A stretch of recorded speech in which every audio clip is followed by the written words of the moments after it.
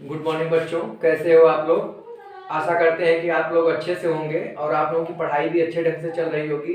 क्योंकि बच्चों बोर्ड की परीक्षा धीरे धीरे एकदम आप लोगों के पास आती जा रही है और धीरे धीरे हम अपनी पढ़ाई की स्पीड भी बढ़ाते जा रहे हैं और आप लोग भी अपने जो तैयारी है उसको अच्छे ढंग से कर रहे होंगे ताकि बोर्ड की परीक्षा में अच्छे से अच्छा अंक प्राप्त कर सकें।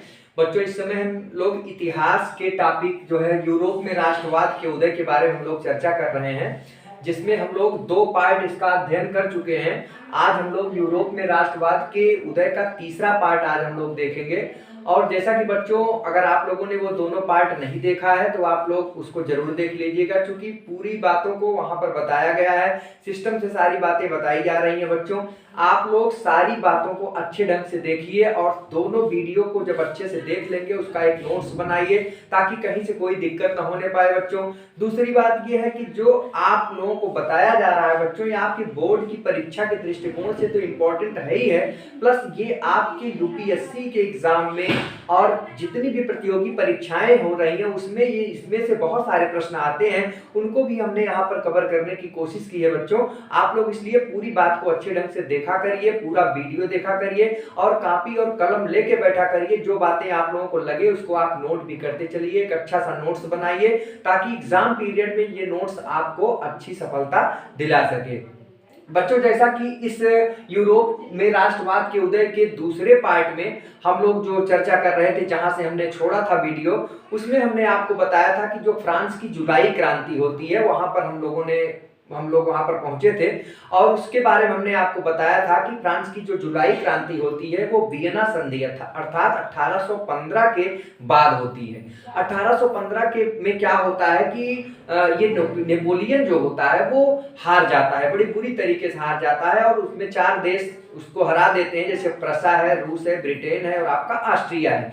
और इसमें नेपोलियन बुरी तरीके से हार जाता है, जिसके बाद 1815 में वियना की संधि होती है और वियना की संधि जब होती है और इसको क्या होता है, नेपोलियन को जेल में डाल दिया जाता है। फिर जो है फ्रांस की जो सत्ता जो होती है वो लुई 18 को दे दी जाती है। इस संधि के तहत संधि में समझौता होता है और फ्रांस की जो सत्ता होती है वो लुई 18वां को दे दिया जाता है। उसके बाद होता क्या है बच्चों की लुई 18 एक प्रकार का कहा जाए कि अच्छा ही आदमी था, क्योंकि ये कहीं ना कहीं अमीर वर्ग और गरीब वर्ग यानी प्रतिक्रियावादी और उदारवादी दोनों में सामंजस्य बैठा के चलने वाला एक इंसान था। ये बहुत ही अच्छा काम कर रहा था, लेकिन इसका शासन ज्यादा दिन तक नहीं चल पाया और ये 1824 में इसकी मृत्यु हो जाती है। 1824 में जब इसकी मृत्यु हो जाती है बच्चों, तो फ्रांस की जो सत्ता है वो चार्ल्स दसम के हाथ में चली जाती है। इन सब की चर्चा हम लोगों ने इसके पहले वाली वीडियो में किया है। तो चार्ल्स दसम के हाथ में सत्ता जब फ्रांस की चली जाती है तो ये चार्ल्स दसम जो था एक स्वेच्छाचारी और निरंकुश टाइप का इंसान था, शासक था, बहुत ही गड़बड़ इंसान था। ये हमेशा राष्ट्रवाद को कुचलने की भावना इसके अंदर रग रग में भरी हुई थी। ये कहीं से राष्ट्रवाद को उभरने के लिए बिल्कुल उभरने नहीं देना चाहता था। ये ऐसे ऐसी नीतियां बनाता था, ऐसे ऐसे काम करता था कि फ्रांस की जनता को बिल्कुल पूरी तरीके से कुचलने के प्रयास में लगा रहता था। इसका केवल एक ही उद्देश्य था कि राष्ट्रवाद कहीं से पनपने ना पाए। उसको कुचलने के लिए ये जो कुछ भी इससे संभव प्रयास होता था ये करता था। ये वहां फ्रांस के कुलीन वर्ग को क्या करता था, उनको पावर देता था, उनको शक्ति देता था। और कुलीन वर्ग चूंकि पहले से ही हावी थे और वो श्रमिक वर्ग, मजदूर वर्ग, मध्यम वर्ग पर ऑलरेडी अत्याचार कर ही रहे थे, लेकिन जब एक शासक कार था चार्ल्स दसम का भी हाथ जब कुलीन वर्गों के ऊपर आ गया तो कुलीन वर्ग और अधिक से अधिक क्या करने लगे, परेशान करने लगे उन जो आपके निचले तबके के जो लोग थे, जो श्रमिक वर्ग थे, जो मध्यम वर्ग थे। लेकिन बच्चों धीरे धीरे क्या हुआ कि जनता में एक क्या हो गया कि एक धीरे धीरे देश के प्रति राष्ट्रवाद की भावना जग रही थी और धीरे धीरे वो बढ़ता ही जा रहा था। जैसे जैसे अत्याचार बढ़ रहा था बच्चों शासक का चार्ल्स दसम का, वैसे वैसे जनता के बीच में जो है क्या हो रहा था, एक रोष, एक आक्रोश पैदा हो रहा था और अपने देश के प्रति उतना ही लगाव होता जा रहा था। जितना ये लोग मना कर रहे थे कि आप ऐसा ना करो, राष्ट्रवाद के को कुचलने की कोशिश कर रहे थे, उतना ही राष्ट्रवाद आगे बढ़ रहा था। उसी समय क्या होता है बच्चों, जो कि जुलाई क्रांति होती है फ्रांस में, कल हमने बताया था, थोड़ा सा उसको रिकैप कर लेते हैं कि 25 जुलाई को जो ये चार्ल्स दसम होता है, ये 4 अध्यादेश लाता है। और उस अध्यादेश में क्या होता है कि ऐसे ऐसे नियम बनाता है कि राष्ट्रवाद को पूरी तरीके से कुचलने का एक षड्यंत्र होता है। और ऐसे नियम होते हैं कि वो कहीं ना कहीं फ्रांस की जो जनता होती है उसको बियर ना कर पाती।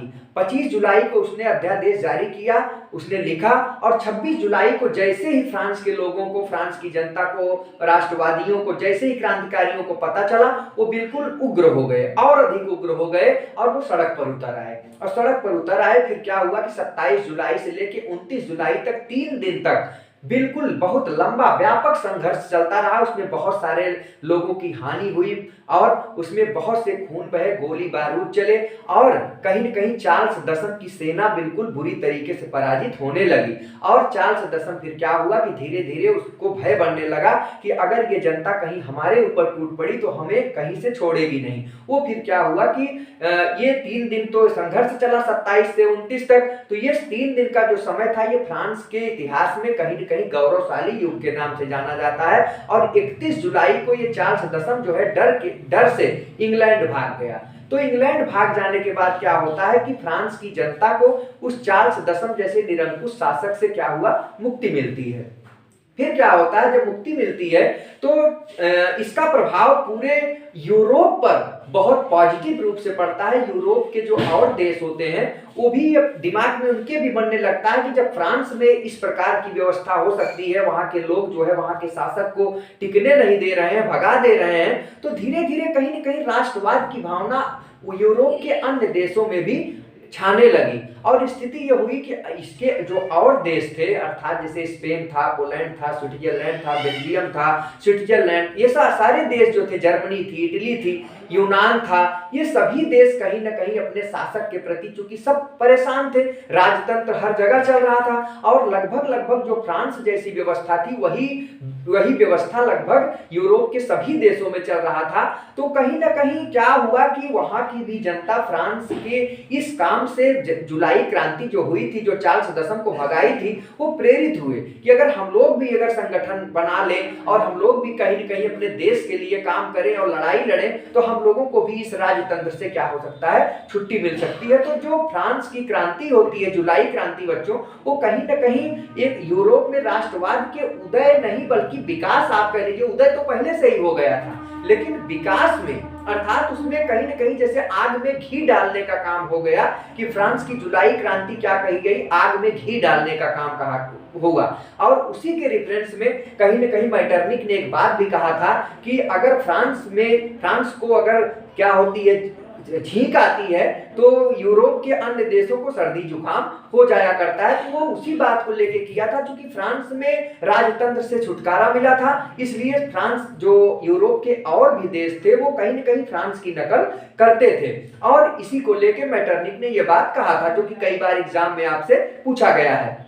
आज बच्चों हम लोग देखेंगे कि फ्रांस में तो राजतंत्र से मुक्ति मिल ही गई, अर्थात चार्ल्स दसम से मुक्ति मिल गई, लेकिन उस जुलाई क्रांति से जो मुक्ति मिली उसका और देशों पर क्या प्रभाव पड़ा, यूरोप के जो और देश थे उन पर क्या प्रभाव पड़ा, हम लोग एक एक करके देखते हैं। क्योंकि एग्जाम में आपसे पूछा जाता है कि इस देश पर, पोलैंड पर क्या पड़ा प्रभाव, बेल्जियम पर क्या प्रभाव पड़ा, तो हम लोग एक एक करके हम लोग देखते चलते हैं। कुछ बातों को हमने यहाँ पर सूचीबद्ध किया है, आप लोग यहाँ पर देखिए। जैसे पहला था पुर्तगाल भी क्या था, यूरोप का एक देश था, और यहाँ का जो शासक था वो मिंगुएल शासक था। ये भी कहीं न कहीं राजतंत्र वाली जो व्यवस्था थी, मिंगुएल भी वही पुर्तगाल में करता था, अर्थात राजशाही, निरंकुशता, कहीं न कहीं वही तानाशाह, राजशाह की भाव कहां पर था, पुर्तगाल में था। लेकिन क्या हुआ, जब फ्रांस में जब जुलाई क्रांति हुई, तो फ्रांस की जनता की तरह पुर्तगाल की जनता भी क्या हुआ, मिंगुएल के विरुद्ध आंदोलन छेड़ दिया। जैसे फ्रांस में हुआ था, ठीक उसी प्रकार से पुर्तगाल में भी क्या हुआ, पुर्तगाल की जो जनता थी, जो राष्ट्रवादी थे, वो लोग क्या किए कि पुर्तगाल के जो शासक था, अर्थात मिंगुएल, उसके खिलाफ आंदोलन छेड़ दिया। और आंदोलन इतना व्यापक हो गया कि मिंगुएल जो था वो बिल्कुल परेशान हो गया, उसका पैर डगमगाने लगा, और अंत में क्या हो गया कि पुर्तगाल की सत्ता बदल गई, अर्थात उस मिंगुएल को शासन से हटा दिया गया। वो कि कहा गया वहां की, उसने कहा कि भाई हम शासन कर रहे हैं, लेकिन हम शायद उस योग्य नहीं है तो हम कोई बात नहीं, हम अपने शासन से हट जाते हैं। शुरू उससे पहले तो ऐसा नहीं कहा, लेकिन जब वो जान गया कि यहाँ की जो उग्रवाद, जो राष्ट्रवादी जो लोग हैं वो अब हमको जीने नहीं देंगे, तो क्या हुआ कि सत्ता में परिवर्तन हो गया और मिंगुएल को वहां के पुर्तगाल के शासक से हटा दिया गया और उसके स्थान पर नया शासक कौन बना? डोला मोरिया। अर्थात मिंगुएल के स्थान पर कौन शासक बन गया पुर्तगाल का? डोला मोरिया। और ये डोला मोरिया जो था वो मिंगुएल से अच्छा था, बहुत अच्छा तो नहीं था परंतु इतना खराब भी नहीं था। अर्थात जो उस समय जनता की जो मांग थी, जो आंदोलन जिस बात को लेके पुर्तगाल में चल रहा था, उसको पूरी तरीके से कहीं न कहीं डोला मोरिया ने स्वीकार किया और जाके तब पुर्तगाल में क्या हुआ? आंदोलन समाप्त हुआ। तो पुर्तगाल के बारे में भी कई बार पूछा जाता है कि पुर्तगाल पर क्या प्रभाव पड़ा था फ्रांस की जुलाई क्रांति का। तो फ्रांस की जुलाई क्रांति का पुर्तगाल पर सीधा सीधा प्रभाव पड़ा था। वहां की जो राष्ट्रवादी लोग थे वो भी कहीं न कहीं वहां के शासक अर्थात मिंगुएल को बिल्कुल कहीं न कहीं उनसे आंदोलन छिड़ गया और युद्ध हुआ। और युद्ध के बाद क्या हुआ? सत्ता में परिवर्तन हुआ और इसको हटा के किसको शासक नियुक्त किया गया? डोला मोरिया को शासक नियुक्त किया गया। इसके बाद बच्चों आता है स्विट्जरलैंड। स्विट्जरलैंड भी कहीं एक आपका यूरोप का एक देश था, वहां पर भी कहीं न कहीं फ्रांस की नकल की गई। जब फ्रांस की क्रांति, जुलाई क्रांति होती है तो उस समय स्विट्जरलैंड में भी जो व्यवस्था थी, शासन व्यवस्था थी, राजतंत्र की जो व्यवस्था थी वो बहुत ही अच्छी नहीं थी। आप कह सकते हैं कि वहां का जो शासक था वो भी कहीं न कहीं अपने जनता पर अत्याचार कर रहा था। तो वहां पर क्या हुआ कि वहां की जो जनता थी, जो राष्ट्रवादी लोग थे, क्रांतिकारी लोग थे, उन्होंने कहा कि भाई देखिए, अगर आप इसमें सुधार नहीं करेंगे, भाई आप अगर इसको सुधारेंगे नहीं तो कहीं ना कहीं हम लोग वही काम करेंगे जो फ्रांस में हुआ है और हम आपको यहां से हटा देंगे। लेकिन ये बहुत ही क्या, स्विट्जरलैंड का जो शासक था ये बुद्धिमान था। ये जान गया कि अगर हम थोड़ा सा नुक्कड़ नाटक करेंगे अर्थात कहीं हिला हवाली करेंगे तो हमें ये लोग मारेंगे भी और हमारी जान भी चली जाएगी, हमारा शासन भी चला जाएगा। तो ये थोड़ा बुद्धिमान था, इसलिए क्या हुआ कि इसने उनकी मांगों को मान लिया। किसकी मांगों को?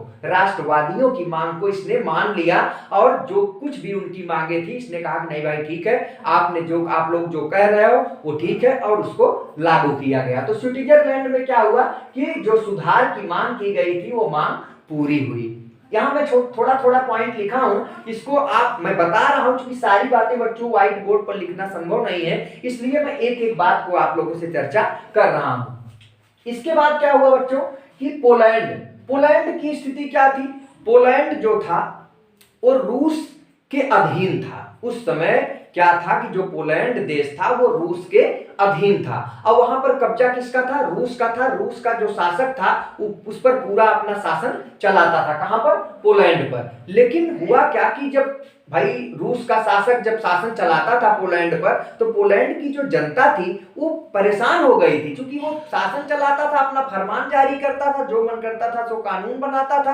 अर्थात राजतंत्र की जो चरमोत्कर्ष वाली बात थी वो रूस से चलाता था। इसलिए वहां की जनता, वहां के राष्ट्रवादी लोग, वहां के क्रांतिकारी लोग कहीं न कहीं क्या हुआ? आंदोलन छेड़ दिए। और आंदोलन कहीं न कहीं वो आग कहां से लगी थी? जुलाई क्रांति से लगी थी, फ्रांस की जुलाई क्रांति से। और वहां के जो लोग थे वो एक आंदोलन छेड़ दिए। तो आंदोलन छेड़ने के बाद क्या हुआ बच्चों कि वो जो वहां का शासक था अर्थात रूस का शासक, क्योंकि रूस का शासक ही पोलैंड पर क्या कर रहा था? शासन कर रहा था। तो जब आंदोलन होने लगा तो उसको लगा कि शायद अगर हम इसमें सुधार नहीं कर देंगे और इसमें अगर हम थोड़ा सा परिवर्तन नहीं कर देंगे तो क्या होगा कि दिक्कत हो जाएगी। लेकिन वो परिवर्तन नहीं किया तो ताकतवर तो बहुत था, रूस का जो शासक था वो ताकतवर था, तो उसको वहां की जनता, पोलैंड की जनता ने उसको दबा तो नहीं पाए, लेकिन कहीं न कहीं इस आंदोलन का जो प्रभाव पड़ा वो ये था कि राष्ट्रवाद का विकास हुआ। अर्थात जब पोलैंड में जब आंदोलन चला तो क्या हुआ कि शासक जो था वो कमजोर नहीं था, रूस का शासक था, बहुत तगड़ा था, दबा तो नहीं पाए ये लोग, लेकिन लोगों के बीच एक भावना विकसित हुआ, अपने राष्ट्र को बचाने के प्रति, राष्ट्रवाद के प्रति एक नई भावना जगी। तो उसका परिणाम क्या हुआ? राष्ट्रवाद का विकास हुआ। इसके बाद क्या होता है बच्चों? बेल्जियम में क्या हुआ? बेल्जियम की राजधानी क्या है? ब्रुसेल्स। जो उसका एक बहुत ही कह सकते हैं एक ऐसा, ब्रुसेल्स एक ऐसी जगह जो उसका एक प्लेटफार्म था बेल्जियम का, वहां पर भी वही राजशाही चल रहा था, राज शासन राजतंत्र वही चल रहा था। और वहां पर भी क्या हुआ कि व्यापक आंदोलन हुआ, विद्रोह हुआ। और विद्रोह के कारण क्या हुआ कि बेल्जियम का जो पुराना संविधान था, जो पुराना नियम था, जिसके विरुद्ध आंदोलन हुआ था, उसको समाप्त किया गया और वहां पर एक नया संविधान बनाया गया। तो आप देख रहे हैं बच्चों कि ये सारे जो देश हैं ये धीरे धीरे अपना काम करा रहे हैं और धीरे धीरे उनकी बातें मानी जा रही हैं। उसके बाद आप देखिए यहाँ पर स्पेन में क्या था। स्पेन में उस समय फर्डिनेंट नाम का एक शासक था। फर्डिनेंट क्या था, ये बहुत ही बेहुदा किस्म का इंसान था। ये राजतंत्र को इस तरीके से चला रहा था कि बिल्कुल राष्ट्रवादियों को पूरी तरीके से अपने कब्जे में रखना चाहता था, लेकिन राष्ट्रवादी जो है अब कब्जे में रहने वाले नहीं थे। ये बिल्कुल आंदोलन पर तुल गए थे और इन्होंने एक व्यापक आंदोलन छेड़ा। और आंदोलन का प्रभाव क्या हुआ कि जो इनको सुविधाएं नहीं मिलती थी, अर्थात फर्डिनेंट के कोई सुविधा नहीं देता था, फिर जब आंदोलन हुआ तो वो क्या हुआ कि लोगों को सुविधा मिलने लगी। अर्थात आंदोलन का प्रभाव जो था कहीं न कहीं स्पेन पर भी पड़ा। पहले क्या होता था, फर्डिनेंट उनको कोई सुविधा नहीं देता था, राजशाही चलती थी, फरमान जारी होते थे, कोई सुविधा नहीं मिलती थी। लेकिन जब आंदोलन छिड़ा तो वहां के लोगों को क्या मिला, सुविधा मिला। तो ये सारी बातें। इसके बाद एक छोटा सा ये है जर्मनी और इटली। जर्मनी में क्या हुआ, यहाँ पर जर्मनी और इटली को इसलिए साथ में हम देख रहे हैं क्योंकि दोनों का जो एकीकरण हुआ था वो लगभग एक साथ हुआ था, इसलिए हमने दोनों को एक साथ ले लिया। यहाँ पर क्या था बच्चों, ऑस्ट्रिया का अधिकार था। और ऑस्ट्रिया का अधिकार था, इस पर पूरा पूरा ऑस्ट्रिया का कब्जा था। ऑस्ट्रिया के कब्जा होने के कारण यहाँ पर जो राजतंत्र था वो बहुत मजबूत था, इतना ज्यादा मजबूत था कि ये बिल्कुल पूरे यूरोप में कहा जाता है कि ऑस्ट्रिया एक ऐसा देश था जो एक सर्वशक्तिमान के रूप में था। और वहां पर क्या था कि ऑस्ट्रिया, जर्मनी और इटली पर कहाँ कब्जा था, ऑस्ट्रिया का। वहां भी जन आंदोलन शुरू हो गया, वहां के राष्ट्रवादी लोग भी आंदोलन शुरू कर दिए। और उसका परिणाम क्या हुआ कि चूंकि ताकतवर था, दबा तो नहीं पाए लोग, लेकिन वहां भी क्या हुआ, परिणाम क्या हुआ, राष्ट्रवाद का विकास हुआ। मतलब दबा भले नहीं पाए, लेकिन फायदा क्या होता था कि राष्ट्रवाद की भावना जो दबी हुई थी वो बिल्कुल जग गई। कहने का मतलब राष्ट्रवाद का विकास हुआ। तो ये कुछ देशों के बारे में हमने यहाँ पर Germany, Italy, Spain, Belgium, Poland, Switzerland, पुर्तगाल, इनके बारे में हमने चर्चा किया। इसके बाद अगला जो देश था बच्चों वो है यूनान, या इसी को ग्रीस आप कह सकते हैं। यहाँ पर भी वही व्यवस्था आपको पढ़नी है कि किस प्रकार से यूनान देश पर क्या प्रभाव पड़ा, यूनानियों पर इसका क्या असर पड़ा, जो आपका जुलाई क्रांति हुई थी फ्रांस की। तो यहाँ पर हम पहले तो यूनान के बारे में जान ले कि यूनान कैसा, थोड़ा इसके बारे में डिटेल पढ़ना है, क्योंकि यूनान जो था वो यूरोप का एक ऐसा देश माना जाता था, आज भी काफी डेवलप कंट्री है वो, कि वो हर मामले में बहुत आगे था यूनान। आप जानते हैं कि यूनान जो है कला, साहित्य, विज्ञान, चिकित्सा, इन सब के क्षेत्र में यूनान बहुत आगे था, शुरू से ही बहुत आगे था। आप रसायन विज्ञान पढ़ते हैं, रसायन विज्ञान के जो फादर थे लेवाइसिए महोदय, वो यूनान के ही थे। कहने का मतलब यूनान से बहुत सारी चीजें ऐसी थी जिसका कोई जवाब नहीं था। अर्थात वो कई क्षेत्र, गौरवशाली यूनान देश था, एक गौरवशाली था, ताकत के मामले में, हैसियत के मामले में, पैसे के मामले में, टेक्नोलॉजी के मामले में, चिकित्सा के क्षेत्र में, हर क्षेत्र में, साहित्य के क्षेत्र में यूनान का टक्कर देने वाला कोई पैदा नहीं हुआ था। तो यूनान के बारे में इसलिए हम लोग थोड़ा सा ज्यादा मामले में यहाँ पढ़ेंगे। इसके बाद बच्चों क्या होता है कि धीरे धीरे होता क्या है कि यूनान, किसी भी राष्ट्र का, किसी भी देश का पतन कब होता है, जब उसमें भोग विलास बढ़ जाता है। भोग विलास का मतलब अय्यासी। अर्थात हुआ क्या कि यूनान बहुत डेवलप था, लेकिन जो वहां के शासक थे वो धीरे धीरे अय्यास प्रकृति के होने लगे। कहने का मतलब, अय्यास कहने का मतलब भोग विलास उनको ज्यादा अच्छा लगने लगा, आराम ज्यादा अच्छा लगने लगा। तो आप जानते हैं कि जहां पर भोग और विलास निवास करने लगता है, धीरे धीरे वहां पर पतन शुरू हो जाता है। 15वीं सदी में क्या होता है बच्चों, यूनान में धीरे धीरे क्या होता है, जन आंदोलन शुरू हो जाता है। और वहां जिस प्रकार से फ्रांस की जुलाई क्रांति हुई थी, उसी का अनुसरण करते हुए 15वीं सदी का मतलब आप ये समझ सकते हैं। जुलाई क्रांति तो नहीं आप यहाँ इससे रिलेट करा सकते हैं, क्योंकि जुलाई क्रांति तो बाद की है। 15वीं सदी में यूनान में एक वहां के लोकल, अर्थात जो यूनान की जो लोकल जनता होती है, वहां उनके बीच एक जन आंदोलन होता है। और हुआ क्या उसमें, जो आपका ये तुर्की देश था, तुर्की देश का कब्जा कहाँ हो जाता है? यूनान पर। यूनान पर कब्जा क्यों हो जाता है? क्योंकि यूनान का जो शासक था वो भोग और विलास में लिप्त रहता था।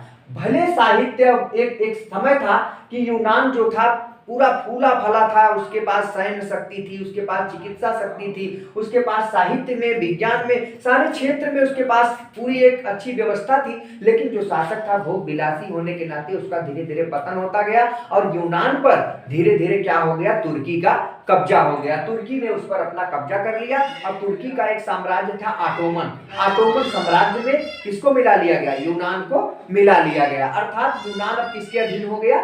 तुर्की के अधीन हो गया। तो यहाँ पर स्थिति क्या होती है कि अब जब यूनान तुर्की के अधीन हो गया, अब जो यूनान कभी इतना डेवलप था, कहने का मतलब हर क्षेत्र में जो इतना अपना ताकत उभारा था, आज वो किसके अधीन हो गया? तुर्की के अधीन हो गया। तो तुर्की के अधीन हो गया तो अब सारा शासन व्यवस्था जो कुछ भी था अब वो तुर्की शासक के माध्यम से होने लगा। अब उसके बाद स्थिति क्या होती है कि धीरे धीरे क्या होता है, यूनान की जो जनता होती है वो तुर्की के शासन व्यवस्था से उबने लगती है और उनमें भी राष्ट्रवाद पनपने लगता है। भाई तुर्की ने अपना शासन थोपना शुरू कर दिया, उसका चूंकि आधिपत्य हो गया था। अब क्या हुआ कि जो तुर्की यूनान की जो जनता थी वो धीरे धीरे क्या हुआ, अपने देश के प्रति अर्थात यूनान के प्रति एक राष्ट्रवाद की भावना जगने लगी। और राष्ट्रवाद की भावना का जगने का मतलब क्या हुआ कि वहां विद्रोह शुरू हो गया। तो विद्रोह का क्या कारण था? अर्थात जो यूनानियों के बीच जो विद्रोह, यूनानियों का तुर्की के साथ जो विद्रोह शुरू हुआ, उसका कारण क्या था? यहाँ पर बच्चों मैंने यहाँ पर सूचीबद्ध किया है। जैसे पहला कारण तो क्या था बच्चों, जो तुर्की थे उनको अपनापन नहीं मिलता था। अपनापन कहने का मतलब, चूंकि तुर्की जो था वो यूनान को अपने में मिला लिया था, लेकिन यूनानियों को कभी नहीं लगा, भले वो उनके ऊपर शासन करते थे, लेकिन यूनानियों को कभी नहीं लगा कि तुर्की हमें अपना समझता है। शासन करता था लेकिन अपना नहीं समझता था। तो आप समझ सकते हैं कि जहां पर अपनापन नहीं होता है वहां पर विद्रोह शुरू हो जाता है। कि यूनानियों के दिमाग में अब कारण आप पढ़ रहे हैं कि यूनान में विद्रोह का कारण क्या था। तो विद्रोह क्यों हुआ?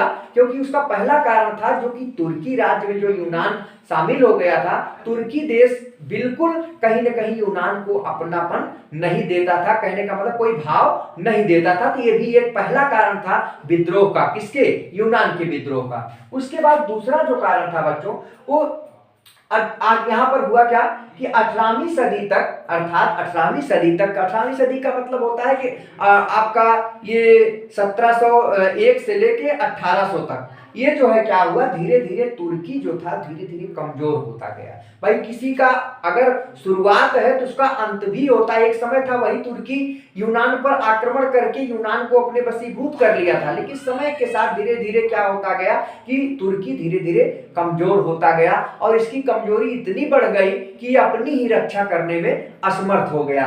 तो वहां पर जब अपनी रक्षा करने में असमर्थ हो गया तो जाहिर सी बात है विद्रोह का, जैसे मान लीजिए हमारा दुश्मन है, कभी वो ताकतवर था तो हमको दबा लिया था, अब आज उसके पास ताकत कमजोर हो गया, तब हमारे पास मौका है उसको दबाने का। तो अब यूनानियों को मौका मिल गया किस चीज का? विद्रोह करने का। अभी तक उनके पास पावर नहीं था। कब तक पावर नहीं था? जब तक तुर्की के पास ताकत था। लेकिन जैसे जैसे 18वीं सदी आते आते तुर्की की शक्ति धीरे धीरे कमजोर होती है, तो यूनानवासी जो उनके बस में थे अब वो धीरे धीरे विद्रोह करना प्रारंभ कर दिए। तो दूसरा जो कारण था वो तुर्की का क्या था? 18वीं सदी में कमजोर होना था। अगला जो कारण था बच्चों वो है 18वीं सदी में यूनान में बौद्धिक आंदोलन। ये बहुत ही इंपॉर्टेंट पॉइंट है। उसी 18वीं सदी में यूनान में एक बौद्धिक आंदोलन चलता। बौद्धिक आंदोलन कहने का मतलब क्या होता है कि वो कुछ लोगों को, जो बौद्धिक वर्ग थे, जो बुद्धिमान लोग थे, वो लोगों में जा जाके एक बात बताते थे कि देखो ये हमारा ये देश है, यूनान अपना देश है और इस पर शासन कौन कर रहा है? तुर्की कर रहा है। हमारे ऊपर ये राज कर रहा है। तो मतलब कहने का मतलब ये बुद्धि के द्वारा लोगों में जो चेतना नहीं थी वो चेतना को जगाया गया यूनानियों के बीच और वो कहीं न कहीं विद्रोह का कारण हो गया। जैसे किसी बात को आप किसी को रोज पिनअप करिए, रोज पिंच करिए, तो एक दिन वो जरूर खड़ा हो जाता है। यूनान वासियों में भी बौद्धिक आंदोलन चला। कुछ बुद्धिजीवी वर्ग थे वो यूनान के लोगों को बताए कि हम लोग तो एक बिल्कुल यूनान देश अलग है, लेकिन आज कहीं कहीं तुर्की हमारे ऊपर राज्य कर रहा है और वो हमें सता रहा है। तो लोगों को चेतना जगाया और उस चेतना का कारण क्या हुआ, विद्रोह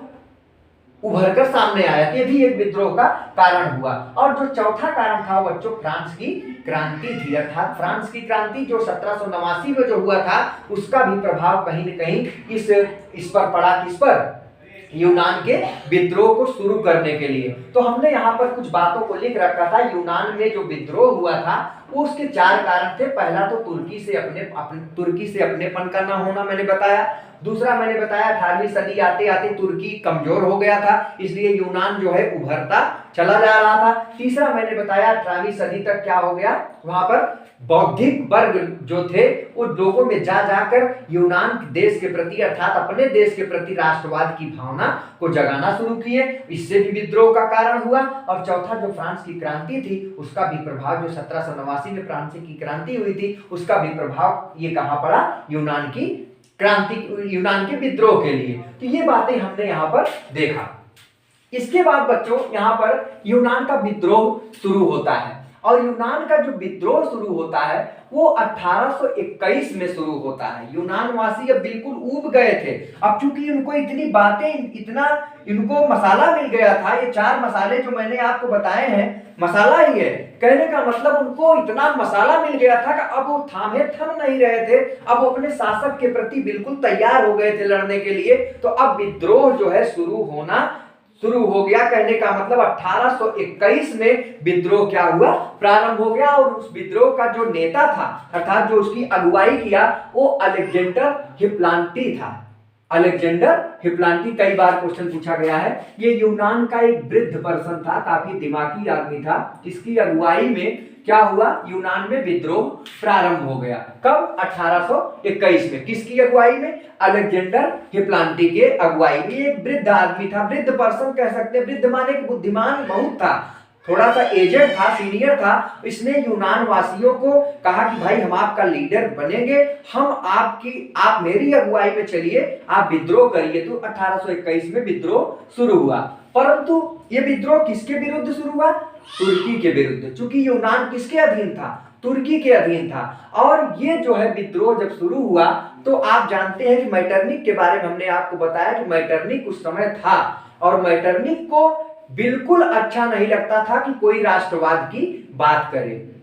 तो चूंकि यूनानी जो थे वो राष्ट्रवाद के लिए ही, अपने देश के लिए ही मर रहे थे, तो मैटरनिक को लगा कि अब ये जो है स्थिति गड़बड़ हो रही है। तो उसने क्या कहा कि रूस को तुर्की की मदद के लिए कहा। अर्थात उसने रूस के शासक को, किसने, मैटरनिक ने कहा कि भाई आप जाओ और तुर्की की मदद करो, तुर्की की मदद करो ताकि वो विद्रोह को दबा सके, यूनानियों को दबा सके, जो राष्ट्रवाद की मांग कर रहे हैं उसको दबाया जा सके। क्योंकि मैटरनिक हमेशा से राष्ट्रवाद का विरोधी था। हमने आपको मैटरनिक के बारे में इसके पहले वाले वीडियो में बताया है। तो यद्यपि रूस जो था वो इसका क्या था, यूनान का मित्र था, यूनान के शासक का मित्र था, लेकिन फिर भी उस समय उसके ऐसी परिस्थितियां थी कि उसको उसकी बात माननी पड़ी। वो गया, तुर्की की मदद किया और तुर्की की मदद किया और यूनानी उसमें क्या हुए, पराजित हुए।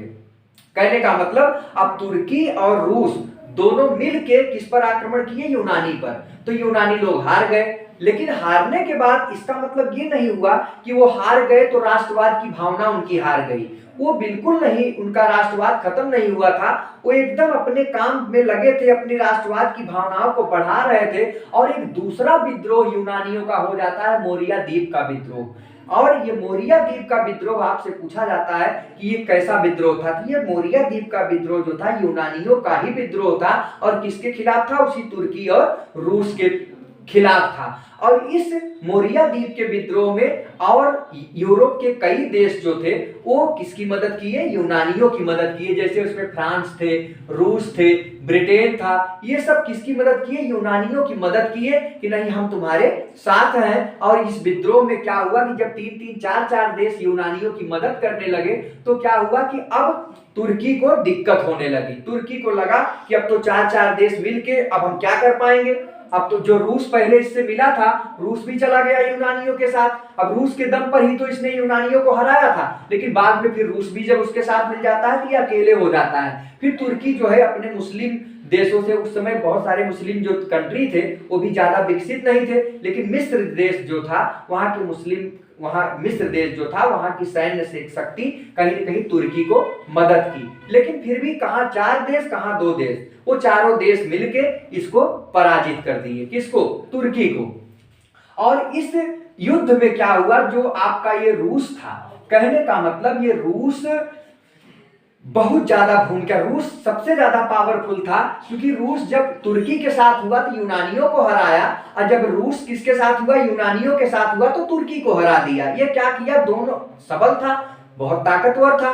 तो ये रूस, ब्रिटेन और ये फ्रांस तीनों मिलके जब यूनानियों का साथ दिए तो उसने तुर्की और मिस्र की सेना को पराजित किया। और पराजित करने के बाद फिर एक संधि होती है 1829 में, एड्रियानोपुल की संधि। ये कई बार क्वेश्चन पूछा गया है कि एड्रियानोपुल की संधि कब हुई थी। तो एड्रियानोपुल की संधि बच्चों 1829 में होती है, और किसके किसके बीच होती है, तुर्की और रूस के बीच में। रूस के बीच में क्यों, क्योंकि लड़ाई तो तुर्की और यूनानियों के बीच में था, लेकिन जो रूस था ये बहुत ही ज्यादा हस्तक्षेप वाला था, बहुत ज्यादा इसमें अपना इंटरेस्ट लिया था, इसलिए जो है जीता तो यूनानी था, लेकिन कहीं न कहीं जो समझौता हुआ वो तुर्की और रूस के बीच हुआ। और तुर्की और रूस के बीच जो संधि हुई वो एड्रियानोपुल की संधि के नाम से जानी गई, 1829 में किया गया। और इस संधि में क्या हुआ, जो समझौता हुआ वो ये हुआ कि जो तुर्की जो था वो यूनान को कब्जे में रखा था, अब वो इस संधि से हो गया कि तुर्की की जो सेना थी वो यूनान से हटा दी गई। इस संधि में समझौता हुआ कि अब यहाँ आपकी सेना नहीं रहेगी। अब जब सेना उनकी नहीं रहेगी तो किसकी सेना रहेगी, कौन शासन वहां पर, किसकी व्यवस्था रहेगी। तो रूस अपना दिमाग लगाया, उसने कहा यहाँ पर मेरी सेना रहेगी। अब बताइए, अब न बना तो तब बना, क्योंकि तुर्की से तो यूनान वासियों को तो ये आशा था कि आज नहीं तो कल हम तुर्की वालों से जीत जाएंगे, और तुर्की जो है धीरे धीरे कमजोर भी पड़ रहा था। लेकिन स्थिति क्या हुई, तुर्की जब हार गया इन तीनों चारों राज्यों से, देशों से, तो फिर क्या हुआ कि अब तुर्की की सेना तो यूनान से हटा दी गई समझौता के तहत 1829 में, लेकिन फिर वहां पर किसकी सेना रख दी गई, रूस कहा वहां पर यूनान में अपनी सेना रख दिया। अब यूनान वासियों को और दिक्कत होने लगी कि अब तो अभी तक जो सेना थी उस तो कम से कम आज नहीं तो कल उनको भगा ही देते, लेकिन रूस क्योंकि अत्यंत ताकतवर था अब उनको और दिक्कत होने लगी। फिर क्या हुआ कि जो संधि हुई थी 1829 की एड्रियानोपुल की, ये यूनानियों ने मानने से इनकार कर दिया। इसलिए कहा भाई देखिए ये जो संधि है ये ठीक नहीं है और ये बिल्कुल हमें मान्य नहीं है। और इस संधि को कहीं न कहीं फ्रांस और ब्रिटेन भी मानने से इनकार कर दिए, जो कि साथ दिए थे किसका, यूनानियों का।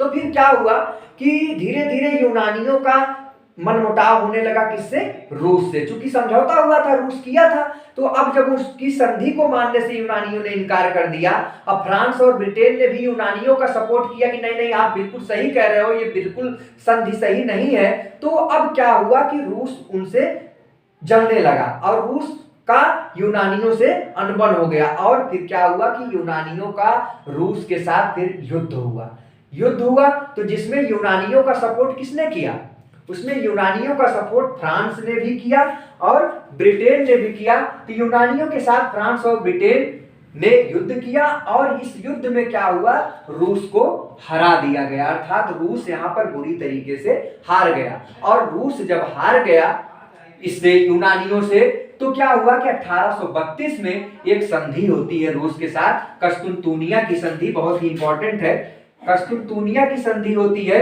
और इस संधि में यह स्वीकार किया जाता है कि अब यूनान पर ना तो तुर्की की सेना रहेगी और ना तो रूस की सेना रहेगी। यूनान को एक अलग राष्ट्र घोषित किया गया और वहीं से यूनान का एकीकरण होता है। राष्ट्रवाद की भावना अच्छे से चलती है और यूनान बिल्कुल किससे अलग होता है, रूस से भी अलग हो जाता है और तुर्की से भी अलग हो जाता है। तो इस प्रकार से बच्चों ये यूनान का इतिहास था, हमने आपको बताया। दूसरी बात यह बच्चों की सारी बातों को हम यहाँ पर नोट नहीं कर सकते हैं, हम बताते हैं आप लेक्चर को सुना करिए, कॉपी और पेन लेके बैठा करिए, बातों को नोट किया करिए। मान लीजिए आप इस दौरान आप नहीं नोट कर पा रहे हैं तो आप वीडियो को दोबारा देखिए और सारी बातों को नोट करिए। क्योंकि इतिहास बच्चों कुछ है नहीं, है केवल कहानी। लेकिन यहाँ पर ये आपको जानना है कि किस प्रकार से हम पढ़े, क्या क्या स्थिति होती है।